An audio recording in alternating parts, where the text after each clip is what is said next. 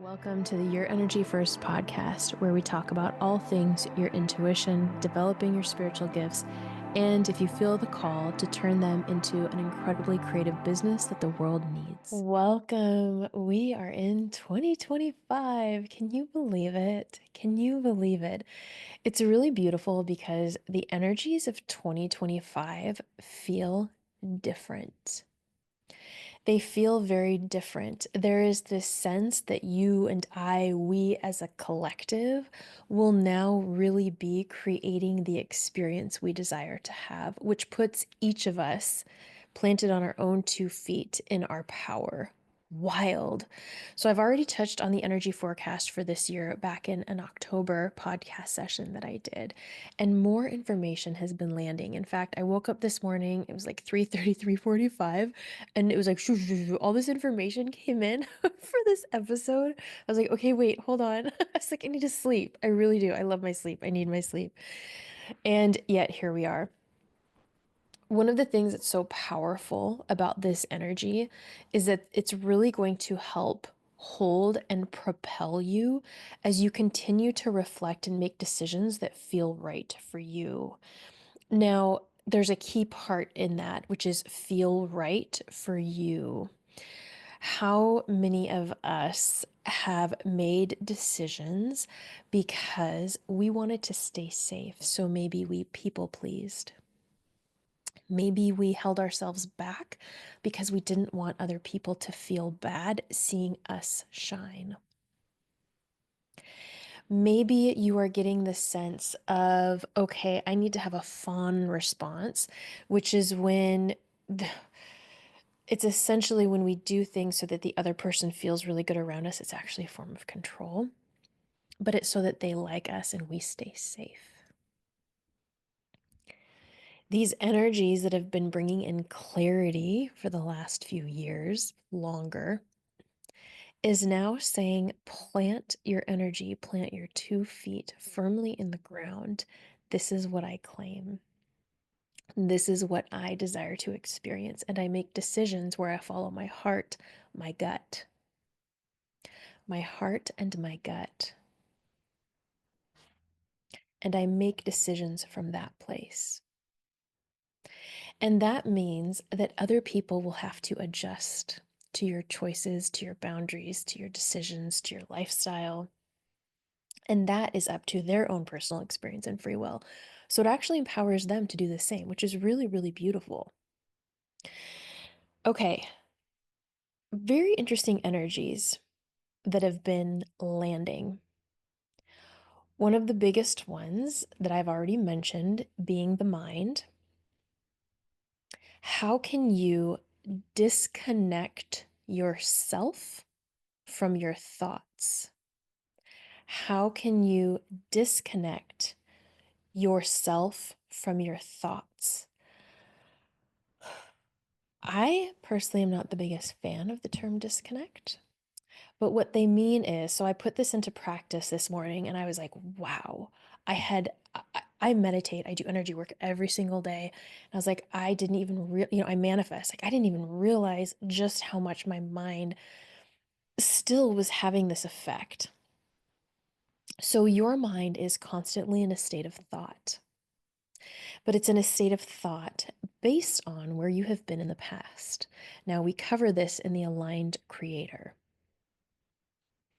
So, what you want to do is you want to start paying attention to your thoughts and you want to start interrupting them and bringing yourself to your heart, to your inner light, and bringing yourself to presence. Presence is not when your mind goes still and it's the absence of everything. Bringing yourself to presence is bringing yourself into the alignment with your creator, with your source energy. I was practicing this and I was like, okay, I can get into meditation and I can be there in the stillness and the silence for an extended period of time. I freaking love it. And when I was practicing this, I was like, wow, this is so cool. This is how we are going to start realigning ourselves at a soul level. Are you kidding me? At a soul level to what it is we're all bringing forward. And we're all already doing this. We're already doing this. But what this does is this brings you to a deep sense of inner peace. It's going to calm your nervous system. It's going to make you realize habits that are giving you even more of a monkey mind. Which brings us to the second download piece of information. We are going to learn how to consciously detach from our devices. This was very intriguing to me because the energy around this was very positive. We are connected to one another through our devices. We are connected to convenience. We are connected to our work. We are connected to entertainment via our devices. So, the example that they gave me, and I love it when they give us numbers, would be 2 hours of device time a day. Now, if you're someone who sits at a computer for work, this obviously will not be the case. But what I invite you to think about is if you are on your device for 2 hours out of the day, what are you doing when you're not? What are you doing when you are not? So, this is not about social media is bad because it's not. I have connected with some of the most wonderful people on social media. I have benefited from people's insights, incredible recipes, art, and so much more. We want to use this in a way that benefits each of us. So, what's going to happen if you and I and the collective releases ourselves from devices? We're going to be showing up more consciously online. We're going to be more selective. As creators, those of us that are entrepreneurs in the intuitive realm, our messages are going to be even more aligned, heartfelt, succinct. Our mission and our purpose is going to have so much clarity.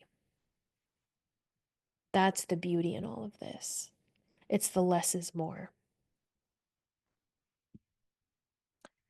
One of the other additional pieces of information I received, which was so clear, is that in the second half of the year, AI is going to support us having better health.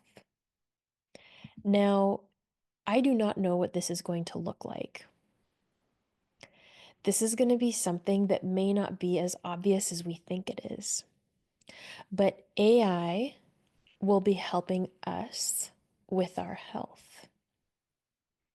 One of the most interesting things to me about AI as I look at its energy, as I hold energetic space for its energy, is what people are really fearing about AI is the time it's going to give them back to themselves. It's a funny, funny thing how in patterning we are. How, even though we're tired, drained, not that happy, maybe not as inspired at times, we are still comfortable with the way things are. And AI is going to flush that out a bit more. It's also why I have started the Intuitive Entrepreneurs Movement, because more and more people are going to be having time for self-reflection. And we are all such beautiful, complicated human beings, and we are going to need an absolute myriad of different providers for support at different times and chapters in our life. Okay, so we've got these three big, big points on the table. Now what? Now what? More wisdom comes through. We have more space for more wisdom to come through. What does wisdom look like? Wisdom is going to look like solutions. Solutions to what? Well, what is plaguing nations right now? What's been bothering you on a day-to-day basis? That is the wisdom. The wisdom is going to come through to help each and every one of us heal forward, to create joy.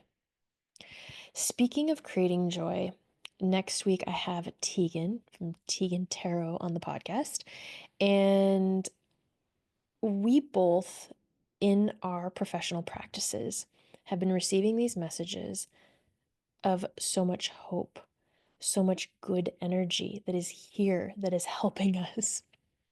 Honestly, it caught both of us a little bit off guard because when you're in this space, it's a lot of heavy lifting. And I'm not going to speak for her, but it took me a bit of time for me to get comfortable with this energy, see its consistency, see its bigger purpose and vision before I wanted to share it with public. Because what we don't want to do is have this like toxic hope that has us push past all of the realities of the world that each of us are here to have a small fraction to help solve. Okay. One of the other final pieces I wanted to share with you. As you continue to clean up your mind, clean up your lifestyle, I want you to look forward to heightened intuition, heightened downloads, more aha moments, more insights. You're going to be feeling energy more. If you want to feel the beautiful high vibration of what it means to run energy for yourself and what that's going to develop in you, the more you clean up what it is you consume mentally, what it is you consume physically, and how you tend to your home, how you tend to your body, you are going to reach a whole new level of it's ecstasy is what they're saying, and it truly is. It truly is ecstasy. Over the holidays, I indulged. Nothing crazy, but I was like, oh, yeah, I'm gonna have like all those, the bread and the butter. I'm German, so bread and butter. And it was so much fun. And immediately I was like, whoa, whoa, I don't feel my energy as much. Now, keep in mind, I live in the US, so we have so many additives in all of our food. And oh, and I had a bunch of sweets. Oh my gosh, sugar. And it was really, I was like, wow, I forgot what it feels like to not feel, what it feels like to not fully sense energy. And I was like, I don't like this. I don't like this. And this doesn't mean that we don't allow ourselves the joy of food. I love food. I have healthy food all the time. Food nourishes me. Yes, yes, yes. If you've been listening to this podcast, I've shared a couple of stories. The healing around food and my relationship with food has been so impactful, so many layers deep. And I hope it gives each of you permission to also take your time with your healing. It's okay if it happens in phases and stages. It's okay if it takes years. I promise every single step of the way helps build on itself. But yes, clarity of mind. And it's funny too, when we have that clarity and peace of mind, a lot of times the food, of course, resolves itself. Okay. Ooh, powerful, powerful things. So the Magic Accelerator is open for January and then it's going to close. I'm not sure until when yet. It is 6 months. It is a live group course I teach. I have a current class. They're going into their 4th year. This is a place for you to practice, discover your unique intuitive abilities. Get clear on your intuition. How do you share messages with other people? What's your unique way of doing it? Every single session, I hold energetic space for the group. This is not the same as holding space. Holding energetic space is a modality I learned through my 10, 15, 20 years of energy practice myself. It just came through. And it came through because I started noticing other practitioners weren't doing it. And I was like, oh my gosh, it's like, why does nobody know about this? Holding energetic space is when you allow the energy to come through that is for the highest good for you and for the other people you're supporting. This is similar to channeling. Like you could say I'm a channel for this podcast, but I'm not at all. I hold energetic space.